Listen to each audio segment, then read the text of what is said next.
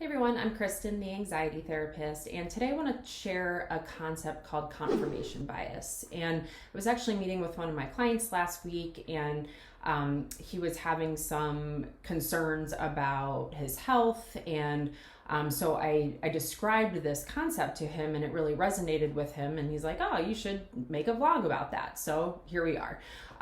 So basically, in our increasingly complex and information-driven world, it's really natural for us to seek validation for our beliefs and opinions. And so this desire for confirmation will often extend to some of our deepest fears and anxieties. So confirmation bias is a cognitive bias, meaning that it involves how we think, and it influences our perception and decision making, which can really lead us down a treacherous path. And it fuels our anxiety by selectively seeking evidence that affirms these sort of worst case scenarios. So in this vlog, I just want to explore sort of the insidious nature of confirmation bias and how it can impact our anxiety and mental well-being. So first off, just in understanding confirmation bias, it refers to the tendency to search for, interpret, and recall information in a way that confirms our pre-existing beliefs or hypotheses. So it's sort of this cognitive shortcut that our brain takes to reinforce our existing worldview and seek out evidence that really aligns with our opinions, and then it disregards or downplays any information that might be contradictory in nature. So this bias can really affect various aspects of our lives, including how we process information related to our anxieties. So as we know, anxiety is a prevalent concern nowadays that affects millions worldwide.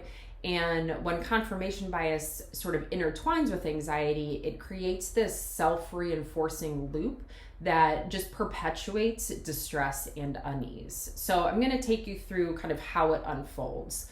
So first off, we have selective attention. So when we're feeling anxious, we tend to fixate on information that supports our fears.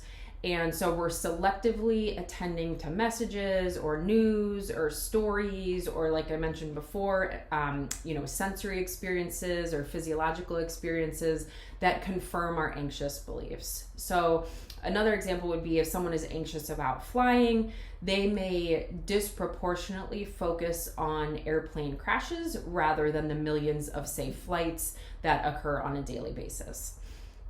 Then we have interpretation bias. So confirmation bias also affects how we interpret information. We tend to assign more significance to data or events that align with our anxieties, and then downplay or dismiss alternative perspectives. So this sort of distorted interpretation then reinforces our anxious thoughts and amplifies their impact on our mental well-being.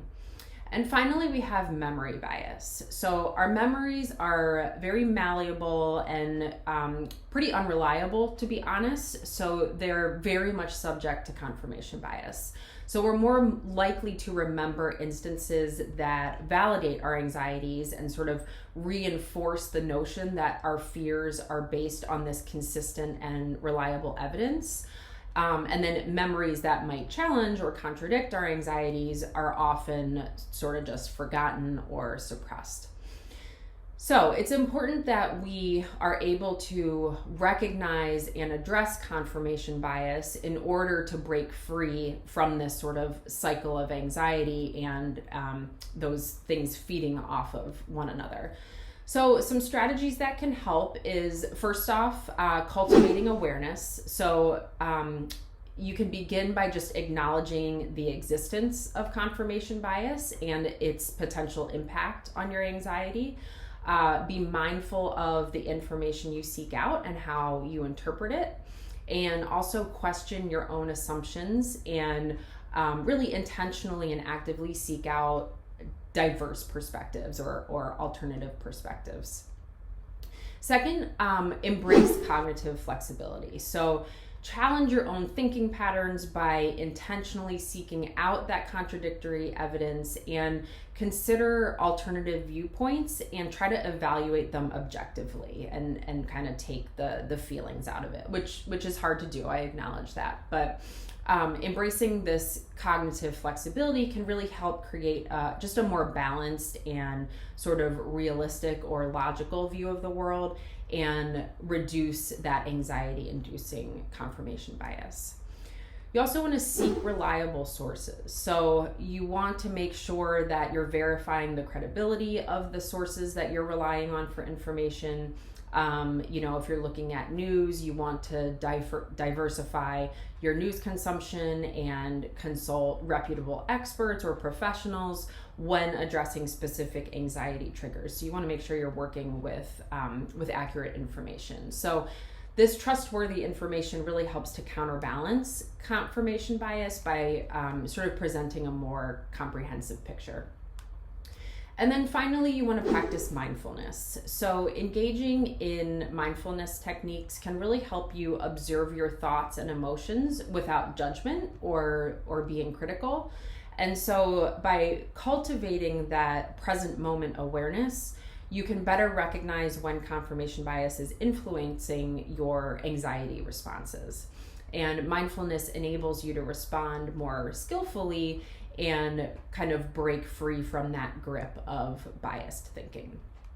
So it's important to remember that confirmation bias is just a very natural cognitive tendency, but it can have pretty detrimental effects on our mental health, particularly when it comes to anxiety. And so by really understanding and actively countering this bias, we can sort of liberate ourselves from the confines of those distorted thinking patterns and embrace just a more open-minded and evidence-based approach to our fears.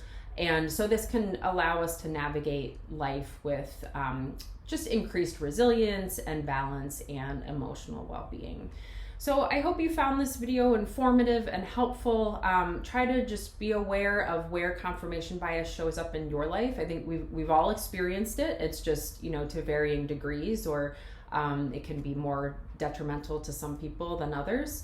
And, if you have a question, or want to make a comment, or share about a personal experience, please feel free to do that. I always love to hear about other people's experiences and things that they have found helpful, or things that they're struggling with. And if you have any recommendations for future video topics, I'm always open to those, because I like to share stuff that people actually find useful and helpful and can use in their lives. So again, I'm Kristen, the anxiety therapist. Learn more about me at catharticspacecounseling.com, and I hope you all have a great